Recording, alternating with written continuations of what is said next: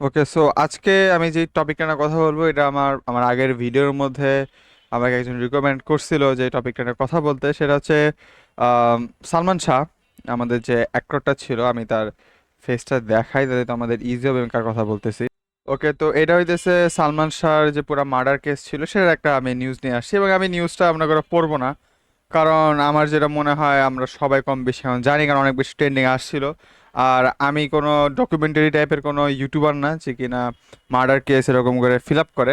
আমি জাস্ট ট্রেন্ডে যেগুলো আছে বা মানুষ আমার ওপিনিয়ন যেসব টপিকে জানতে চায়, আমি সেই টপিকগুলোর উপরে একটা ভিডিও বানাই বা আমার ওপিনিয়নটা জানাই অ্যাটলিস্ট। তো এইখানে আমি তো আমাদেরকে যদি একটা টিআর দিয়ে দিই, মানে আমি যদি একটা শর্টে বলে দিই কাহিনীটা কী হয়েছে। তো বেসিক্যালি আমি আমি যতদূর জানি, বাই দা ওয়ে, আমাকে কেউ কোট করো না, আমি যতদূর জানি সেটা হচ্ছে সালমান শাহ একজন উপজাতি মেয়েকে বিয়ে করছিল, রাইট? তো উপজাতি মেয়েকে বিয়ে করার পরে বিয়ে করছিল, অলরাইট, খুব সুন্দর তাদের মাঝখানে বন্ডিং এরকম আমরা আমরা দেখতে পারতেছিলাম। বাট সালমান শাহর মার্ডার হয়।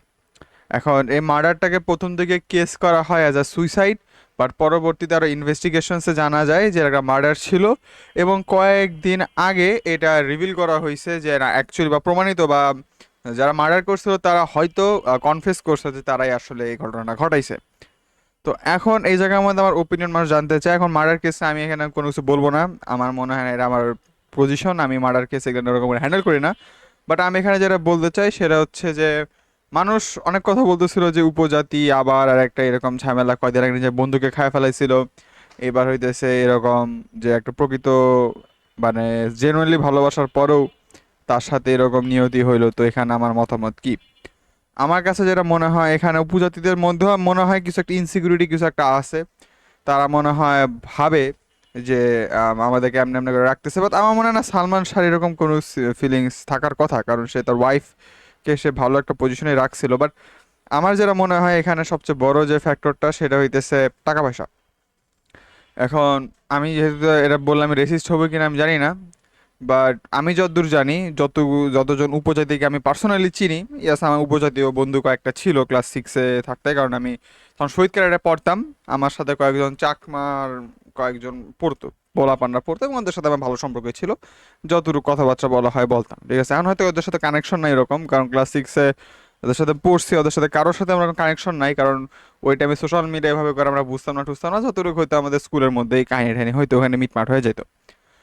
তো তাদের সাথে আমার কোনো সম্পর্ক নেই, বাট তাদেরকে আমার যে ওরকম কোনো মানুষ মনে হয়েছে বা উইয়ার্ড কিছু মনে হয়েছে এমন কিছু না, নর্মালি লাগছে আমার কাছে। বাট তাদের সাথে কথাবার্তা বলার পরে তারা যেটা তাদেরকে দেখে যেটা আমি বুঝলাম সেটা হচ্ছে তারা খুবই সিম্পল মাইন্ডেড মানুষ। বাট তাদের যে তাদের যে এনভায়রনমেন্ট আছে সেটা অনেকটাই ডিফারেন্ট, অনেকটাই ডিফারেন্ট। তারা কালচারালি ভাবে আমাদের থেকে একটু ডিফারেন্ট, ওইটা যেটা আমাদের বাঙালি কালচার থেকে একটু বেশি ডাইভার্স করে, which is a good thing.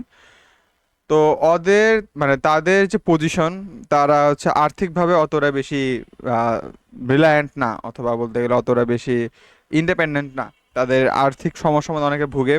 এটার অনেক রিজন থাকতে পারে, সুপারস্টিশন, কুসংস্কারের কারণ, অথবা হইতে পারে আম, পদে পদে যে রকম করে ব্যারিয়ার সেট করা আছে ওই সব। বিশেষ করে তো রোহিঙ্গাদের সাথে যে কাহিনীগুলো ঘটলো, ওইটা আসার পরে তো আরো বেশি মিক্স মিক্স হয়ে গেছে জিনিসপত্র। মানে রোহিঙ্গারা তো তোমরা জানোই যে কতটা কন্ট্রোভার্সি আছে টপিকটাকে নিয়ে। সো ওইটার পরে এখন তুমি চাকমা হও, মারমা হও, অথবা বাংলাদেশেরই পার্ট হও। চাকমা মারমার একদম বাংলাদেশের পার্ট, ঠিক আছে, তোমরা যাই যেটা বলো না কেন, তারা বাংলাদেশের একটা পার্ট। তারা একটা মাইনরিটি, বাট তারা একটা পার্ট। তারা আমাদের এই জায়গার মধ্যে ইতিহাস ধরে ধরে এই জায়গার মধ্যে ছিল, তাদের বসস্থানে এটা, কারণ আমাদের মধ্যে তারা পড়ে গেছে, করার কিছু নাই। কিন্তু রোহিঙ্গারা তো আমাদের পার্ট না, তারা আসছে মায়ানমার থেকে আসছে। তো আমরা তাদেরকে আশ্রয় দিয়েছিলাম, এটা কারণ কন্ট্রোভার্সি আছে, এটা রাইট নাকি রং সেদিকে আমরা যাব না, ঠিক আছে। এখানে অফকোর্স সেলফিশ ইন্টেন্ট ছিল নোবেল পিস প্রাইজ পাওয়ার, সেটা তো ফেল করছে, কাজ তো করে নাই। তো একটা রিগ্রেট থাকবেই। আর মানুষ তো আমাদের দেশের মানুষরাই ঠিক মতন চাকরি পায় না, ঠিক মতন খাবার দাবার পায় না। আমাদের দেশের যে মাইনরিটি গ্রুপ আছে তারাই এখন ঠিক মতো কোথাও চাকরি পায় না, ঠিক মতন করে জব পায় না, ভিন্ন ভিন্ন জায়গার মধ্যে ডিসক্রিমিনেশন ফেস করে। সেই জায়গার মধ্যে যখন বাহির থেকে কয়েকজন আরও কয়েকজন মানুষের যেমন যোগ করছে, এখানে দেশে আমি ঘরের মানুষকে আমি সুখী রাখতে পারতেছি না, আমি আরো বাইরের মানুষকে সুখী রাখার চিন্তা ভাবনা করতেছি। এমন সিচুয়েশনের কারণে এই রোহিঙ্গাদের প্রতি একটা নেগেটিভ পার্সপেক্টিভ বাংলাদেশের জনগণের মাঝখানে তৈরি হয়ে গেছিল। তো এটা বাড়ার কারণে যেটা হয়েছে যে চাকমা বা অন্যান্য যে উপজাতিরা আছে তাদের ফেস স্ট্রাকচার কিছুটা আমাদের যে রোহিঙ্গারা আছে তাদের সাথে মিলে যেতেছিল। এই রিজনটা হচ্ছে তারা সবাই এশিয়ান, ঠিক আছে, 100% এশিয়ান ব্লাড। আমরা কিন্তু 100% এশিয়ান ব্লাড নাই, যে আমরা বাঙালি যারা আছে আমরা কিন্তু 100% এশিয়ান ব্লাড না, আমরা মিশ্র, আমাদের ভিতরে অনেক কিছু ঢুকে গেছে। বাট তারা হইতেছে খাঁটি এশিয়ান ব্রিড। সো তাদের ফেসিয়াল স্ট্রাকচার সেম, চোখগুলো ছোট ছোট, স্কিন অনেক স্মুথ, আর তাদের হচ্ছে কপাল অনেক বড় থাকে, হ্যাঁ, এরকম তাদের হচ্ছে ফেশিয়াল স্ট্রাকচার। সো এখন কথা হইতেছে যে তাদের কারণে এখন তুমি চাকমা হও, মারমা হও, যেটাই হও, তোমার নামে মানুষ রোহিঙ্গা দইলা গালি দিবে, ঠিক আছে, কারণ তারা আসলে আনফর্চুনেটলি আমাদের দেশের সিচুয়েশন একটু বেশি হার্ড করে ফেলছে। তো এইটা নিয়ে তো একটা তো সিচুয়েশন আছেই। তো এখন এটার যে মেন কাজটা হয়েছে আমি যেটা বলবো সেটা হচ্ছে একটা মানি প্রবলেম। মানি প্রবলেম হইতে আমার যেটা মনে হয়, সালমান শাহ অফকোর্স একটা খুব রেনাউন্ড একজন অ্যাক্টর ছিল, এবং সে ওই টাইমে যতটুকু উপরে গেছিল, সে যদি কন্টিনিউ রাখতে পারতো, সে সাকিব খান এখন যে পর্যায়ের মধ্যে আছে আমাদের বাংলাদেশি যে অ্যাক্টরদের মধ্যে আছে, সাকিব খান যে পর্যায়ের মধ্যে আছে তার থেকে আরও 10 থেকে 12 গুণ আরও বেশি উপর স্থানে থাকতো আমাদের সালমান শাহ। সে একজন ভালো অ্যাক্টর, তার অনেক অনেক সিনেমা, তার অনেক মিউজিক ভিডিওর মধ্যে যেগুলাতে সে ফিচার করা ছিল, সেগুলো এখন পর্যন্ত মানুষ মানুষ মনে রাখে, ঠিক আছে, এখন পর্যন্ত মানুষ মনে রাখে। সো এবং এগুলো কিন্তু অনেক ভালো কোয়ালিটি ছিল, আমিও শুনি, আমিও অনেক আমিও তার অনেক সিনেমার যে গানগুলো আছে আমিও শুনি, কারণ অ্যাকচুয়ালি খুব ভালো কোয়ালিটি সিনেমা, এবং আহ, এরকম ফাংশন আর শোর মধ্যে সে ফিচার করতো। তো এখানে আমি যে মানি প্রবলেমের কথা বলতেছিলাম, সেটা হচ্ছে আমার যেটা মনে হয় সালমান শাহ তার ডেথের একমাত্র রিজন হচ্ছে গ্রিড। আমি সালমান শাহ গ্রিডের কথা বলতেছি না, তার শাশুড়ি বা তার কন্যা পক্ষের যেসব ফ্যামিলি ছিল তাদের কাছ থেকে। সালমান শাহ অফকোর্স টাকা পয়সা ছিল, কারণ সে খুব রিনাউন্ড একজন অ্যাক্টর আমাদের বাংলাদেশে। সো তারা হয়তো ইনসিকিউর ফিল করছে, কারণ অ্যাক্টরদের তো বুঝোই তাদের মাল্টিপল স্পাউসেস থাকার রেকর্ডস আছে। তো এমন সিচুয়েশন আসতে পারতো, আমি শিওর বলতে পারতেছি না, বলা যায় না, ঠিক আছে, একটা আনপ্রেডিক্টেবল ফিউচার। এমন হইতেও পারে যে সালমান শাহ হয়তো ইন ফিউচার যদি কোনো বাঙালি মেয়েকে যদি বিয়ে করে, বাংলাদেশি মেয়েকে যদি বিয়ে করে, বাংলাদেশি না বাঙালি মেয়েকে, কারণ চাকমারও বাংলাদেশি, তো বাঙালি যে মেয়েদেরকে যদি বিয়ে করে এবং সে যদি তার সম্পত্তি সব তাদের নামে করে দেয়, তাহলে এই যে আমাদের যে মেয়েটা ছিল, তার ওয়াইফ যে ছিল, অরিজিনাল ওয়াইফ, তারা হয়তো সেরকম সম্পত্তি পাবে না, ঠিক আছে। তো এটা একটা ইনসিকিউরিটি হতে পারে, যার কারণে তাকে মার্ডার করে হয়তো তার ধন সম্পদ নেওয়ার একটা প্ল্যান থাকতে পারে। এটা আমি কেন বলতেছি, কারণ আমাদের বাংলাদেশের অত বেশি প্রমিনেন্ট না, কারণ আমাদের বাংলাদেশে এখনও অনেকটা যে পুরুষতান্ত্রিক যেটা আছে সেটা এখনও অনেক প্রিভিলেন্ট। আর পদে পদে অনেক কি বলে, পদে পদে অনেক ডিসক্রিমিনেশন আছে আমাদের দেশে। তার চেয়ে বড় কথা, আমাদের দেশের আমি বলবো 60% ফিমেল ইন্ডিপেন্ডেন্ট না, 40% ফিমেল যাদের ফ্যামিলি ভালো ছিল, যার কারণে তারা পড়াশোনা ঠিক মতন করতে পারছে, শহরের মধ্যে তারা বড় হয়েছে, তাদের মধ্যে ম্যাক্সিমাম মানুষরা বড় বড় জায়গায় যেতে পারে এবং ইন্ডিপেন্ডেন্ট হতে পারে। ইন্ডিপেন্ডেন্ট বলতে আমি বলতে চাচ্ছি যে তার তার ফ্যামিলি যদি বাবা মারা যায় বা তার হাজব্যান্ড যদি মারা যায়, সে নিজে নিজের পায়ে চলতে পারবে। তাদেরকে আমি বলতেছি ইন্ডিপেন্ডেন্ট। ইন্ডিপেন্ডেন্ট এ মানে না যে আমি বিয়ে শাদী করবো না, হ্যাঁ আমার কোনো হাজব্যান্ড লাগবে না, আমি এটা বলতেছি না। বলতেছি যে যদি হাজব্যান্ড সামহাও যদি কোনো দুর্ঘটনায় মারা যায়, যেমন কয়দিন আগে মেট্রো রেলে যে ঘটনা ঘটলো, তাই না, মেট্রো রেলে মেট্রো রেলে বিয়ারিং পরে একজন পুরুষ মারা গেল, একজন ছেলে মারা গেল, আর তার তার ওয়াইফ যতদূর আমি জানি একজন হাউস ওয়াইফ ছিল। তো যার কারণে এখানে বড় একটা সমস্যা হতে পারে, অফকোর্স এখানে একটা বিরাট বড় লস, এবং এটা গভর্নমেন্টে মেনে নেওয়া উচিত, গভর্নমেন্টের ফল্টের কারণে এটা হয়েছে। তো এখানে যে ইস্যুটা আসে সেটা হচ্ছে যে এখন এই ফ্যামিলিটাকে চালাবে কে? আমি হয়তো দিয়ে দিলাম 1 কোটি টাকা, 5 কোটি টাকা দিয়ে দিলাম, বাট এই টাকাটা তো ম্যানেজমেন্ট করারও একটা একটা জিনিস আছে, একটা তো সিকিউরিটি একটা ব্যাপার স্যাপার আছে, তাই না? এখন স্বাধীনতা রক্ষার থেকে কি বলে, স্বাধীনতা অর্জনের থেকে স্বাধীনতা রক্ষা করা বেশি কঠিন। আমি একবারে যদি 10 কোটি টাকা পাই, এর মানে এটাই না যে আমি 10 বছরের জন্য আমি একদম আরামসে 1 কোটি 1 কোটি টাকা পার মান্থ মানে পার ইয়ার আমি স্পেন্ড করে আরামসে থাকতে পারবো, এমনি চলে না সবকিছু। মানুষের সিচুয়েশন কেমনি কি যায় কেউ বলতে পারে না। তো যার কারণে তাকে অনেক ধরনের জব ফ্যাসিলিটিস দেওয়া হইতেছে।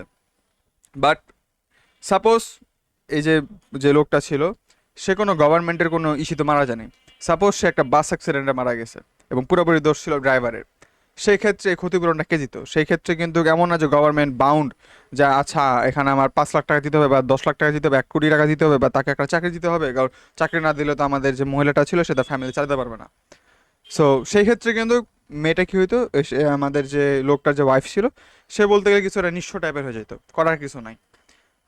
সে কোনো জব করে না, চাকরি করে না, সে ইন্ডিপেন্ডেন্ট না, তার হাজব্যান্ড মারা গেছে, যে একমাত্র মানুষ যে তার টেক কেয়ার করতো সে মারা গেছে, এখন সে কিভাবে চলবে জীবনযাপন, তা চলবে কিভাবে?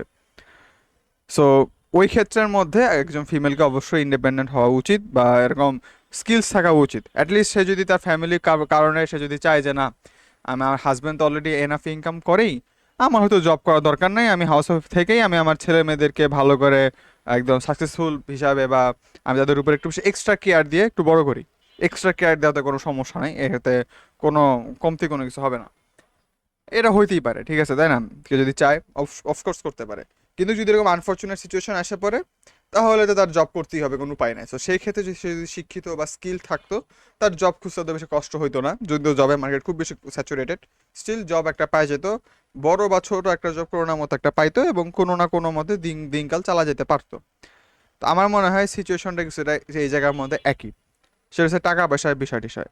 এখন আমি যে যে লাইনে ছিলাম শুরুর দিকে, যে বাংলাদেশের জিনিসটা অত বেশি প্রমিনেন্ট না, কিন্তু আমেরিকার মতন দেশ যে জায়গার মধ্যে ইন্ডিপেন্ডেন্ট ফিমেলদের অভাব নাই, ঠিক আছে, তারা হয়তো বলতে পারে আমাদের নারীর এইটা সেইটা ওইটা, বাট অ্যাকচুয়ালি না, তাদের এনাফ, যারা মহিলারা যারা আছে তারা এনাফ ইন্ডিপেন্ডেন্ট হওয়ার অনেক ক্যাপাবিলিটি আছে, এখানে কোনো প্রশ্ন নাই।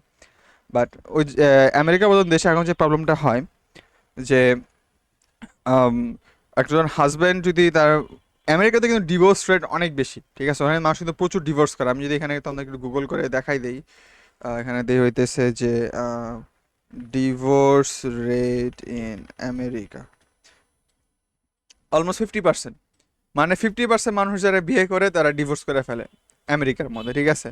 তো এমন বাজে অবস্থা আমেরিকার। আর এটার রিজনটা কি? সবারই কি সংসারের মধ্যে ঝামেলা হয়? অফকোর্স সংসারের মধ্যে ঝামেলা হইতেই পারে, এখানে ডিভোর্স রেট হইতেই পারে। এবং আমি যদি ডিভোর্স রেট দেখি, হচ্ছে জাপানের মতো জায়গার মধ্যে ডিভোর্স রেট দেখি, যে জায়গার মধ্যে ফ্যামিলি ইস্যু থাকে, টাইম দিতে পারে না হাজব্যান্ড, বা এই সমস্যা সেই সমস্যা থাকেই, ওখানেও কিন্তু এত 50% রেট না ডিভোর্সে। এটার রিজনটা কি? রিজনটা হচ্ছে এরকম অনেক কেস দেখা গেছে, 90% কেস বা 70 থেকে 60% কেস এমন দেখা গেছে, যে আমাদের যে মেয়ে আছে, সে একটা বড়লোক একটা ছেলেকে বিয়ে করে কয়েক মাস তার সাথে ফ্যামিলি সংসার করার পরে সে সেই ছেলেটাকে ডিভোর্স দিয়ে ফেলে। এবং ডিভোর্স দেওয়ার কারণে সে যে মেয়েটা আছে, সে এক ধরনের একটা টাকা পায় আমাদের হাজব্যান্ডের কাছে, একটা সম্পত্তির কিছু একটা অংশ সে পায়। এটা রুলসের মধ্যে আছে, আমেরিকার রুলসের মধ্যে এটা আছে। আর তাদের যদি বাচ্চা থাকে, তাহলে সে চাইল্ড সাপোর্ট পাবে, এবং চাইল্ড সাপোর্ট বেশ বড় একটা অ্যামাউন্ট দেয় আমেরিকার মধ্যে। তো এখন এই চাইল্ড সাপোর্ট নিয়ে অনেক মা আছে যারা জেনুইনলি, যাদের ফ্যামিলিতে হয়তো কোনো অ্যাবিউসিভ কোনো পুরুষ থাকতে পারে, অ্যাবিউসিভ কোনো হাজব্যান্ড থাকতে পারে, তারা হয়তো ডিভোর্স নিয়ে নিছে। সেই ক্ষেত্রে টোটালি ফাইন, কোনো সমস্যা নাই। কিন্তু বেশিরভাগ কেসে বা মাইনরিটি কেসের মধ্যে এমন একটা কেসও আসে, যে তারা চাইল্ড সাপোর্ট নেয়। সাপোজ চাইল্ড সাপোর্ট হচ্ছে $20,000, ঠিক আছে, $20,000 বাংলাদেশি টাকা প্রায় 22 থেকে 23 লাখ টাকার মতন চাইল্ড সাপোর্ট তাদের দিতে হয়। আচ্ছা, আমি হুদায় বলবো না, আমি একা দিয়ে দিই, okay. What is the child support rate in USA, ঠিক আছে, আমি এটা দিই। তো single child support as determined by the state government, okay, percentage income, of course percentage দিতে হয়। তো 70% বা এরকম। তো সাপোজ আমি এরকম একটা কেস দেখছি, এরকম অনেক কেসই ছিল, যে জায়গার মধ্যে যে আমাদের যে ওয়াইফ আছে, সে চাইল্ড সাপোর্ট নেয়। চাইল্ড সাপোর্ট নিয়ে সাপোজ $20,000 চাইল্ড সাপোর্ট আসছে, হ্যাঁ। এই $20,000 মধ্যে $10,000 সে $10,000 সে ইউজ করে নিজের মেকআপ টেকআপ ওইসবের জন্য, আর বাকি $10,000 সে ইউজ করে তার ছেলে মেয়েদেরকে বড় করার জন্য। কিন্তু অ্যাকচুয়ালি যেটা হওয়ার কথা ছিল, যে পুরাপুরি যে টাকাটা আছে চাইল্ড সাপোর্টের টাকা, নাম চাইল্ড সাপোর্ট, এরা নাম কিন্তু ওয়াইফ সাপোর্ট না, বা আমার ডিভোর্সড ফ্যামিলি সাপোর্ট না, চাইল্ড সাপোর্ট। যে কারণ একটা বাচ্চা, একটা মেয়ে একলা একলা বাচ্চা তৈরি করতে পারবে না। এর জন্য অফকোর্স তার হাজব্যান্ডের, ধরে রাখি যে তার হাজব্যান্ডই হইতেছে এই বাচ্চার আসল বাপ, কারণ আমেরিকার মধ্যে এরা অনেক বড় ঝামেলা হয়। এর জন্য আমি আমেরিকান কালচার পছন্দ না, যাই হোক। তো এই জায়গার মধ্যে এখন যে কেসটা হয়, অনেক কেসের মধ্যে দেখা যায় বেশিরভাগ ইয়াং মাদারদের মধ্যে দেখা যায়, মানে যেসব মারা অনেক বেশি ইয়াং, সাপোজ 22, 23, 24 বছরে যেসব ফিমেলরা অলরেডি ডিভোর্স নিয়ে ফেলে এবং তাদের বাচ্চাও আছে, তারা যে কাজটা দেখা গেছে এর মধ্যে, যে তাদের মধ্যে ম্যাক্সিমাম মানুষই $20,000, সাপোজ আমি $20,000 একটা অ্যামাউন্ট বলতেছি, বাট কম বেশি হইতে পারে, ম্যাক্সিমাম অ্যামাউন্ট তারা খরচ করে নিজেদের পিছনে, আর খুবই কাটায় কাটায় খরচ করে তাদের বাচ্চাদের পিছনে। কিন্তু এক টেকনিক্যালি যেটা হওয়ার উচিত ছিল, সেটা হচ্ছে যে আমাদের যদি ডিভোর্স হয়ে যায়, আমাদের যে মেয়েটা আছে, সে অফকোর্স একটা জব খুঁজতে হবে, সে নিজের খরচ নিজে চালাইতে হবে, নিজের ফুংফাং সব নিজের করতে হবে। চাইল্ড সাপোর্টের যে টাকাটা আসে, সেটা পুরোপুরি 100% সেই বাচ্চাটার উপর যাইতে হবে। এখন চাইল্ড সাপোর্ট বলতে এখন বাচ্চা যদি একটা ভালো ঘরের মধ্যে বড় না হয়, সাপোজ ঘর ভাঙাচোরা একটা ঘর, তো সেই ক্ষেত্রে তো চাইল্ড সাপোর্টের টাকা দেওয়া হয়তো একটা ভালো একটা বাসা ভাড়া নেওয়া যাইতে পারে। তো এরকম করে চাইল্ড সাপোর্ট দিতে পারে, মানে এমন না যে পুরো একটা বাসা তার ছেলে বা মেয়ের জন্য ভাড়া করে দিলাম, এমন না। একটা বাসা ভাড়ার মধ্যে তার মা অফকোর্স তার সাথে থাকবেই। সো এক এক ঢিলে দুই পাখির মতন কাজ হয়ে যায়। বাট যেটা দেখা যেতেছিল যে এই জায়গার মধ্যে অনেক যে ইয়াং মেয়েরা আছে তারা এসব টাকা দিয়ে নিজেদের মেকআপ টেকআপ ব্র্যান্ডেড প্রোডাক্টস, তারপর সার্জারি এসবের খরচপত্র দিত, এবং এর মধ্যে হালকা একটা অ্যামাউন্ট তাদের বাচ্চাদের পিছনে খরচ করতো। এটা নিয়ে রিপোর্ট আছে, এটা তোমরা বেশিরভাগ তোমরা খুঁজে দেখতে পারো। তো চাইল্ড সাপোর্ট মানে যেগুলো ইয়াং যে ডিভোর্সড ওয়াইফগুলো আছে তাদের তারা কীভাবে করে এগুলো স্পেন্ড করে, ডকুমেন্টারি ভিডিও আছে ইউটিউবের মধ্যে অনেক, তোমরা চাইলে দেখে আসতে পারো। তো এটা আমার বলার মেন রিজনটা হইতেছে এবং বাংলাদেশের মধ্যে জিনিসটা টেকনিক্যালি একদিক দিয়ে হয়, বাট ডিভোর্সের দিক দিয়ে না, হাজব্যান্ড মারা যাওয়ার পরে। আমার কেসে আমি এরকম অনেকগুলো কেস দেখছি, ঠিক আছে, 2 কেসই দেখছি। কারণ আমি এটা কেসগুলোকে আমি বেশি স্পেসিফিক করতে চাই না, কারণ একটা প্রাইভেসির বিষয় টিষয় আছে। বাট আমি যখন বলতেছি এরকম কেস আমি দেখছি, ভাই ভাই নিবা যে হয়তো আমার ফ্যামিলির অথবা আমার ফ্যামিলির সাথে ঘটনাগুলো ঘটছে, ঠিক আছে, যে কোনো একটা। সো আমি এরকম একটা কেস দেখছি যে এক সাইডের দিকে তাদের ফ্যামিলি, তাদের যে বাপ দাদারা ছিল, তাদের অনেক বেশি সম্পত্তি আছে, অনেক বেশি টাকা পয়সা আছে, এবং অনেক বেশি জমিন আছে এলাকার মধ্যে। এবং তারও ছেলে মনে করো 6-7টার মতন ছেলে আছে, 8-9টার মতন ছেলে আছে, 4-5টার মতন ছেলে আছে। এবং আরেক পক্ষ আমি দেখছি যাদের অত বেশি সম্পত্তি নাই, নিজস্ব খেলে একটা কোনো মতো ঘর বাড়ি আছে, এবং তারও 6-7টার মতন ছেলে মেয়ে আছে, ঠিক আছে। তো এখানে আমি কেস দেখছি, যেটা আমি দেখছি যে এই যে যাদের টাকা পয়সা অনেক বেশি ছিল না, যে দাদাগুলা টাকা পয়সা বেশি ছিল, তাদের মারা যাওয়ার পরে, এবং ওই জেনারেশনের যে দাদারা আসলে না, তারা হুটহাট করে মারা গেছে অনেকে। কারণ ওই টাইমের মধ্যে মেডিকেল এমন অত বেশি অ্যাডভান্স ছিল না যে আমি মৃত্যুর দিকে আমি বুঝতেছি, ডাক্তার বলে দিয়েছেন 12 দিন পর মারা যাবো, আমার হার্ট বেশি দিন টিকবে না, আমার ফুসফুস বেশি দিন যাবে না, আমার লিভার বেশি দিন সার্ভিস দিতে পারবে না, আমি আগের থেকে সব কিছু ঝামেলা মিটমাট করে যাই, এরকম কিন্তু হইতো না। হুটহাট করে দেখবে একদিন স্ট্রোক করে মরে গেছে। হুট করে এমন হতে পারে যে যুদ্ধের মধ্যে ছিল, যুদ্ধের মধ্যে মারা গেছে, পাকিস্তানিরা এসে মেরে থেকে চলে গেছে, বলা যায় না। তো এরকম কেসও আছে অনেকজন যারা আপনার মারা গেছে। বাট এখানে যে কাহিনিটা হয় সেটা হচ্ছে যে বাবা বা ফ্যামিলি ওই টাইমে, অফকোর্স ওই টাইমে বাংলাদেশ পুরাপুরি একটা মানে ওই টাইমে ইন্ডিপেন্ডেন্ট ওমেন বলতে কোনো কিছু ছিল না, পুরাপুরি ছিল হলো পুরুষদের আন্ডারে ছিল। তো ফ্যামিলির মধ্যে যখন বাপ মারা যেত, তাদের সম্পত্তি না টানাটানি হতো, কাদের সাথে টানাটানি হতো? সংসারের ছেলেদের সাথে। ম্যাটার করে না যে সংসারের ছেলেরা কত বড় লোক বা কত এস্টাবলিশড, বাবা মারা গেছে, জমিন আছে, আমার জমিন নিতে হবে, এরকম নিয়ে অনেক টক্সিক মারামারি আমি দেখছি, নিজের চোখের সামনে দেখছি আমি। কিন্তু আমি যদি আরেকটা দিকে দেখি, আমি একটা সাইডও দেখছি, সেটা হচ্ছে ওরকম আহামরি কোনো সম্পত্তি নাই, এবং তারা যে অনেক সব ফ্যামিলির আচ্ছা সম্পত্তি নাই, বাপ দাদার সম্পত্তি নাই, তারপরে তারাও যে অনেক বেশি কোটিপতি এমনও না, তারাও হয়তো কোনো মতে লোয়ার মিডল ক্লাস বা মিডল ক্লাস ফ্যামিলির মধ্যে বিলং করে। এখন এই ক্ষেত্রে আমি যেটা দেখছি যে একটা ভাইয়ের যদি মনে করো সমস্যা হয়ে যায়, একটু টাকা পয়সা দরকার, সাপোজ একটা বিজনেস করতে চাইতেছে, মনে করি সামনে ঈদ আসতেছে, ঈদের জন্য আরও বেশি বেশি করে আহ, মাল বা পত্র বা প্রোডাক্ট যেগুলো সেগুলো স্টকে নিয়ে আসতে হবে, বাট সেই স্টক কেনার মতন টাকা তাদের কাছে নাই। তারা ভাই ব্রাদারদের কাছ থেকে টাকা পয়সা চায় ঠায় কিছু একটা করতেছে, কিছু একটা চেষ্টা করতেছে অ্যাটলিস্ট। এখন এই জায়গার মধ্যে অনেক ঝামেলা আছে, অনেক কাছে টাকা চায়, টাকা দেয়, কিন্তু টাকা ফেরত দেয় না তাদেরকে, এরকম অনেক কেস আছে, বাট আমি ওদিকে চাইতেছি না। অ্যাটলিস্ট টাকা চাওয়ার জন্য ফ্যামিলির সাথে বন্ডটা ভালো রাখতে হয়, জমিন জমা নেওয়া যায়, ওকে জমিন নিয়ে গেছি গা, তোরা মোরগ বাসুক, আমার চিন্তা নাই, আমি জায়গা, এরকম কাহিনী হয় না। তো এই ক্ষেত্রে আমার সলিউশনটা কি? এখানে আমি একটা খুব সলিউশন পাইছি, সেটা হচ্ছে যে জেনারেশনাল ওয়েলথ বানানো যাবে না। এবং এখানে আমি আমার ফিউচার প্ল্যান এখানে রিভিল করে দিই, ঠিক আছে। এখানে হয়তো সবার ফিলোসফি সবার সাথে যাবে না, আমি কারোর উপর আমার ফিলোসফি জোর করে গলা টাইপে ঢুকে দিচ্ছি না যে এটাই ঠিক, এটাই ঠিক। আমি যতটুকু জানি হয়তো ফিউচারে চেঞ্জ হতে পারে, বলা যায় না। আমি এখন পর্যন্ত যে মেন্টালিটি চলতেছে আমি সেটা জাস্ট রিভিল করে দিয়ে দিই। অ্যান্ড সেটা হচ্ছে যে আমার টাকা পয়সা জমানোর কোনো ইচ্ছা নাই। এখন এটা খুবই ব্যাড একটা ফাইন্যান্সিয়াল অ্যাডভাইস হতে পারে, হিয়ার বি আউট, আমি কি বলতে চাইতেছি। আমার মতে একটা স্টেবল ইনকাম, ঠিক আছে, আমি বর্তমানে যদি আমার ইনকাম ধরি সেটা হচ্ছে ইউটিউবের মানি বা ফ্রিল্যান্সিং এর টাকা পয়সা আসে এইগুলা। বাট ফ্রিল্যান্সিং আর ইউটিউব এটা কিন্তু আমি আজীবন চালাতে পারবো না, ইম্পসিবল। আমার বয়স যদি 50-60 বছর হয়ে যায়, 40 পার হয়ে যায়, সেই ক্ষেত্রে আমি বৈশা বৈশা অ্যানিমেম রিভিউ সেরকম আমি ভিডিও বানাতে পারবো না, ঠিক আছে? ওই টাইমের মধ্যে আমার ওই রকম যে পরিশ্রম দিতে পারবো বা ওই রকমের ট্রেন্ডের সাথে থাকবো না, স্বাভাবিক। লাইফ আরও বিজার হয়ে যাবে, দিনকাল আরও বেশি বোরিং থাকা শুরু করবে, ফ্যামিলির সাথে আরও টাইম স্পেন্ড করা বাড়াই দিতে হবে ওই টাইমের মধ্যে, স্বাভাবিক, তাই না? তো এই ক্ষেত্রে করারটা কি? এক্ষেত্রে আমার মনে হয় যেটা সলিউশন, যেটা আমার মনে হয় আমাদের বাপদাদারা যারা আছে তারা এই অ্যাডভাইসটা ছোটোবেলা থেকে পায় নাই, সেটা হইতেছে একটা রেভিনিউ স্ট্রিম জমা রাখতে হবে যেখানে আমার কোনো এফোর্ট নাই, এফোর্ট কম। যেরকম আমি এখন ইউটিউবের মধ্যে যদি গ্রাইন্ড করি, আমার যত ভিডিও দিব আমার ইনকাম তত বেশি হবে। এই চ্যানেল থেকে ইনকাম হয় না বাই যাবে, সো এই চ্যানেলের কথা বাদ, অন্যান্য চ্যানেলের কথা বলতেছি। তো যত বেশি ইনকাম হবে আমার অত বেশি আমার টাকা জমাতে পারবো। এখন আমি গ্রাইন্ডের মধ্যে আছি, এখন আমি যদি একদিন না ঘুমাবো থাকি আমার ওরকম এফেক্ট পড়বে না, বাট বয়স হয়ে গেলে দিনে 2 বেলা ঘুমাইতে হবে, নাহলে আমার শরীর চলবে না, এমন অবস্থা হয়ে যাবে, তাই না? শরীর পড়ে যাবে এই ক্ষেত্রে। আমি যেটা বলতে চাইতেছি সেটা হচ্ছে এই টাইমের মধ্যে আমার এই বয়সের মধ্যে সাপোজ আমি যদি এখন এই বয়সে আমি যদি এখন $1000 ইনকাম করি, আমি 1 লাখ টাকা কই খরচ করবো আমি নিজেও জানি না। আমার এত টাকা খরচ করার মতো লেজিট কোনো জায়গা নাই। সো আমার যেটা করা উচিত সেটা হচ্ছে টাকা সেভ করা উচিত। টাকা সেভ করে অফকোর্স আমার ইচ্ছা, আমার মন চাইছে আমি একটা ওয়েবক্যাম কিনবো, আমি ওয়েবক্যাম কিনছি, আমার শখ হয়েছে আমি কিনছি।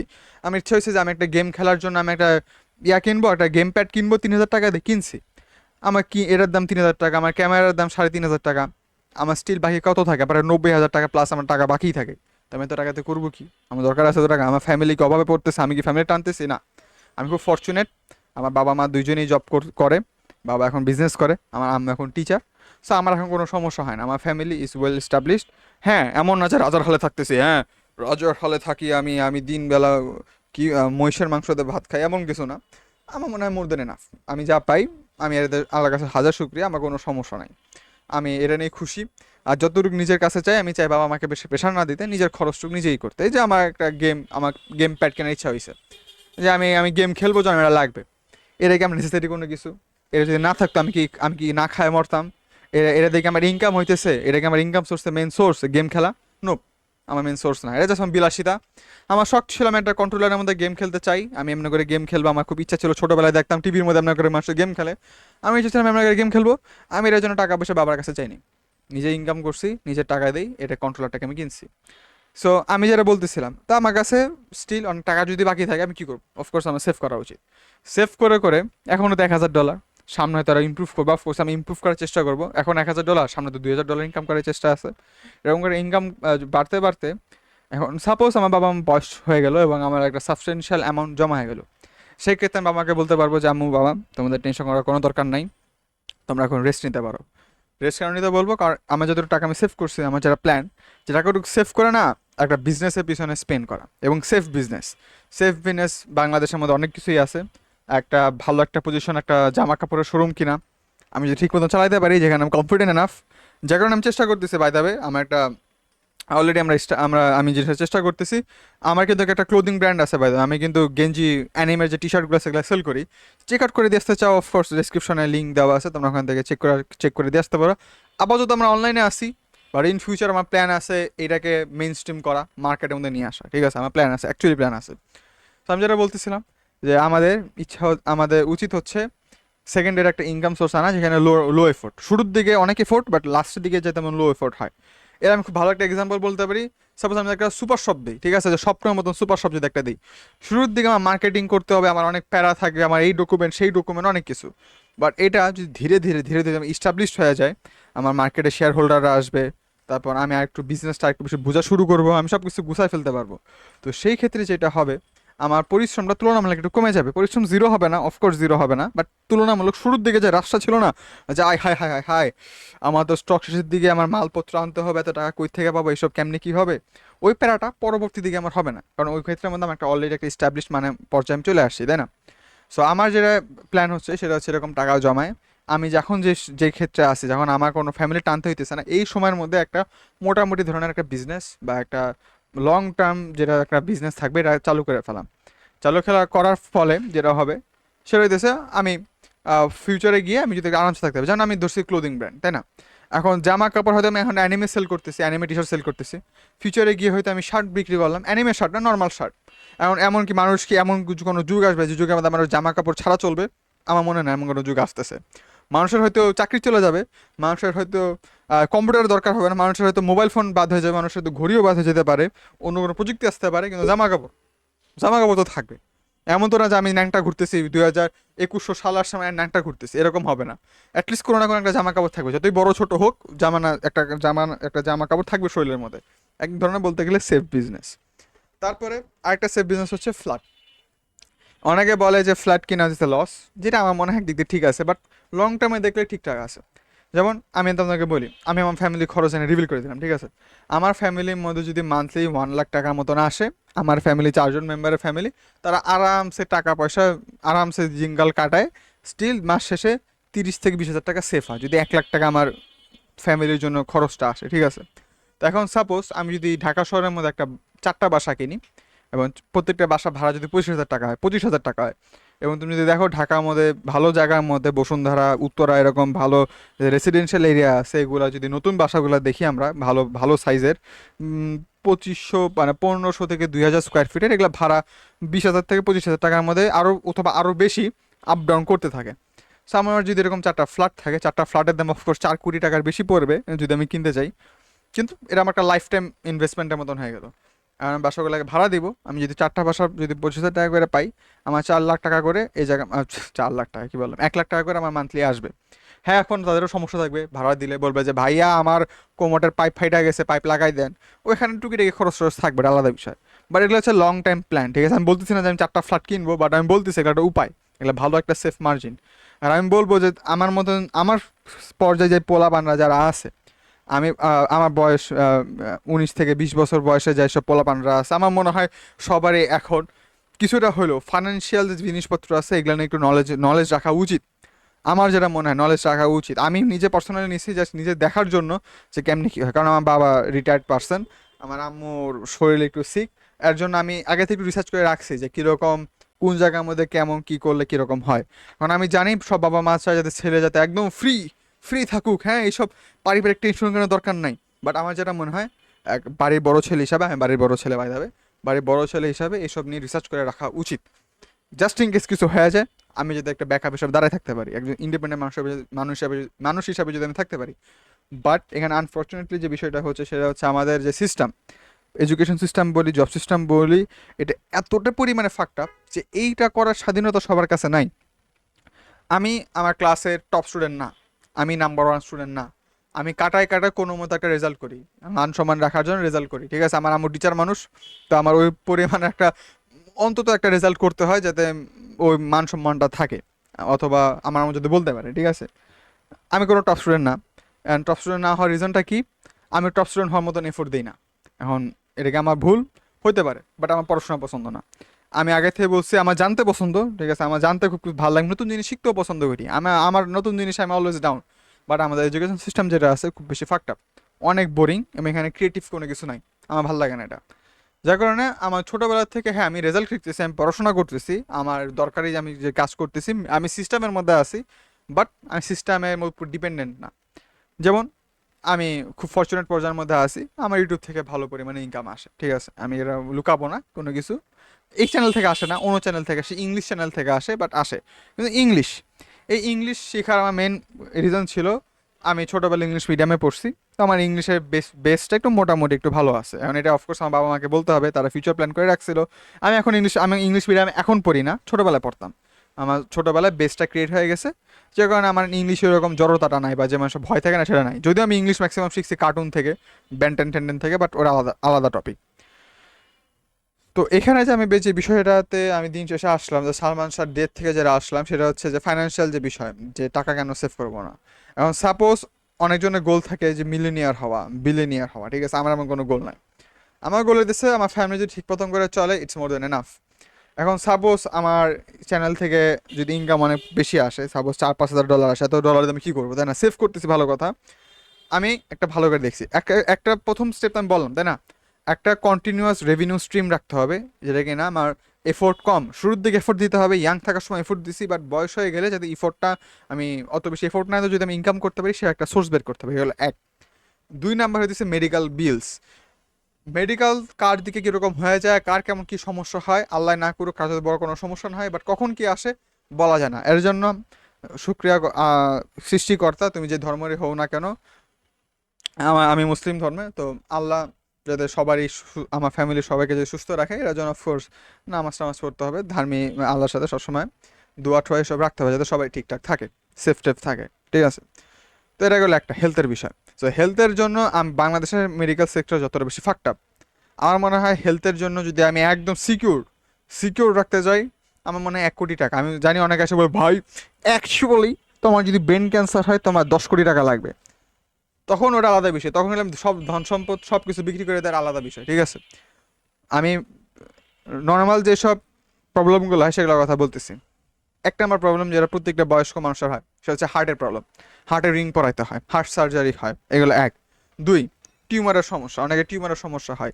তিন, হাড্ডির সমস্যা হয়, মেরুদণ্ডের মধ্যে অমুক তমুক সমস্যা হয়। এবং চার, ফার্স্ট স্টেজের মধ্যে অনেকে ক্যান্সার ধরা পড়ে, যারা বিড়ি সিগারেট পান টান খাইতো তাদের মুখের মধ্যে অনেক ধরনের ক্যান্সার আগে থেকেই ধরা পড়ে। আমার ফ্যামিলির মধ্যে অলরেডি এরকম 1-2 জন আছে যাদের এরকম ধরা পড়ছে, ইনিশিয়াল স্টেজে ধরা পড়ছে, সেফ হয়ে গেছে। সো এমন ক্ষেত্রে তাদের 10-12 কোটি টাকা মতো খরচ লাগে নাই, খুব ভালো একটা অ্যামাউন্টেই তারা ঠিক মতো করে সুস্থ হয়ে ফিরত আসতে পারছে। তো আমি যেটা বলতেছি এগুলো হলো কমন রোগ, এবং এগুলাকে যদি আমি ঠিক মতো করে ট্রিটমেন্ট করতে চাই, আমার জন্য একটা ফিক্সড বাজেট রাখতে হবে, সেটা হচ্ছে 1 কোটি টাকা। এই 1 কোটি টাকা কোনো মতো ধরাও যাবে না, ঠিক আছে। এগুলাকে ধরাই যাবে না, পুরোপুরি ইমার্জেন্সি একদম অ্যাবসুলুট এক্সট্রিম কেসের মধ্যে রাখতে হবে। এবং 1 কোটি টাকা আমার মনে হয় একটা সেফ মার্জিন, বিদেশে গিয়েও আমি ঠিক মতো করে মেডিকেল সার্ভিস নিয়ে আসতে পারবো, কোনো সমস্যা হবে না, এগুলো এক। তো প্রথমটা হচ্ছে একটা পার্মানেন্ট একটা রেভিনিউ স্ট্রিম করা, দুই হচ্ছে মেডিকেল বিলস। এবার আসি আমরা 3 নাম্বার স্টেপে। 3 নাম্বার স্টেপ হইতেছে এক্সট্রাস। এখন আমার যেই রেভিনিউ সোর্স এটা আপ ডাউন হবে, ঠিক আছে। এক মাসে হয়তো অফকোর্স একটা বেস লাইন থাকবে, একটা বেস লাইন থাকে, ঠিক আছে। একটা ইউটিউব চ্যানেল যদি এস্টাবলিশ হয়ে যায়, একটা বেস লাইন ইনকাম থাকে যেটা অলওয়েজ আসবেই। আর তোমার ভিডিও কতটা দিছো নাকি দাও নাই, কতটা ভিউজ গেছে না না গেছে, ওটার উপরে কম বেশি হইতে থাকে, ফ্লাকচুয়েট করে। সো আমার ফ্যামিলি অনুযায়ী আমার মনে হয় ঢাকা শহরের মধ্যে 1 থেকে 1.5 লাখ টাকা হইলে আরামসে দিনকাল কাটানো যায়, জীবন যাবন নষ্ট না করে, ঠিক আছে, নষ্ট না করে। আমার আইফোনের কোনো দরকার নাই, আমি আমার 20,000 টাকা ফোন দিয়ে প্রচুর হ্যাপি, আমার কোনো সমস্যা নাই। আমার আম্মুর কাছে আমার জীবনে আইফোন চাওয়ার কোনো ইচ্ছাও নাই, আমার শখও নাই, এবং আমার দরকারও নাই। আমার মনে হয় না আমার বয়সে যে 90% পোলাপান যারা আইফোন ইউজ করে, আমার মনে হয় তাদের আইফোনের দরকার আছে। সো আমার হুদয় একটা ফ্যামিলির কাছে আমি আলাদা বার্ডেন হওয়ার কোনো দরকার নাই। তো সেই ক্ষেত্রে আমার মাসিক খরচ 1 লাখ টাকার মতো না, মানে 1 লাখ টাকা আমার একটা ফোনের পিছনে যাবে না একটা মাসের খরচ। বাট সাপোজ আমার কাছে এনাফ টাকা হয়ে গেল, তখন আমি কি করবো? সাপোজ আমার কাছে রাখলাম মাসে আমি 1.5 লাখ টাকা মতন আমার লাগে খরচ, বাট আমার ইনকাম হয়ে গেছে 7 লাখ টাকা সাপোজ। সেই ক্ষেত্রে আমি কি করবো? এমন কিছু আসতে পারে, এমন কিছু আসে। সেই ক্ষেত্রে আমি যেটা বলবো, আমি টাকা অনেক সেভ করবো না, অফকোর্স আমি টাকা সেভ করতেছি আলাদা হতে। সাপোজ আমার সাপোজ আমার বয়স 30 হয়ে গেছে, আমার ফ্ল্যাট কিনে এসেছিলাম, ফ্ল্যাট আছে আমার কাছে, আমার মেডিকেল বিলস আছে 1 কোটি টাকা, এখন আমার টাকা সেভ হইতেছে অনেকগুলো, ঠিক আছে, আমার টাকা আসতেছে, অনেক টাকা সেভ হয়ে আছে। এইটা যদি আমি জমাই, এগুলো বিরাট বড় ঝামেলা হবে। আমি কেন, আমি আমি টাকা খুব কষ্ট করে আর্ন করতেছি, ঠিক আছে, আমি এখানে জমাই আমি কার জন্য রেখে যাবো? আমার পোলা পান্দাকে অফকোর্স আমি শিখাবো, আমি তাদেরকে কোনো মানে অভাব দিব না, অফকোর্স তাদেরকে অভাব দেওয়া যাবে না, কারণ আমি এস্টাবলিশ একজন মানুষ। আমার যেটা ফিলোসফি সেটা হচ্ছে যে পোলা পান্তে যেটা দরকার সেটা আমি দিব, এক্সেস কোনো কিছু দিব না। এক্সেস জিনিস না দিলে, সাপোজ আমি আমার কথা বলি, সাপোজ আমার আইফোন কেনা খুব শখ হয়ে গেল হঠাৎ করে, কোনো কথা নাই বার্তা নাই, হঠাৎ করে শখ হয়ে গেল, এবং আমি জানি আমার ফ্যামিলি ইনকাম কীরকম, আমি যদি একটা আইফোন কিনি এখন আমার ফ্যামিলি পড়ে যাবে, চালাতে পারবে না, তাই না? তো সেই ক্ষেত্রে আমার নিজের ইন্ডিপেন্ডেন্ট হওয়ার চেষ্টা করতে হবে। আমি কেমনে করে আমার টাকা ইনকাম করবো এটা আমার চিন্তা করতে হবে একটা ছেলে হিসাবে, যেটা আমি অ্যাকচুয়ালি করছি।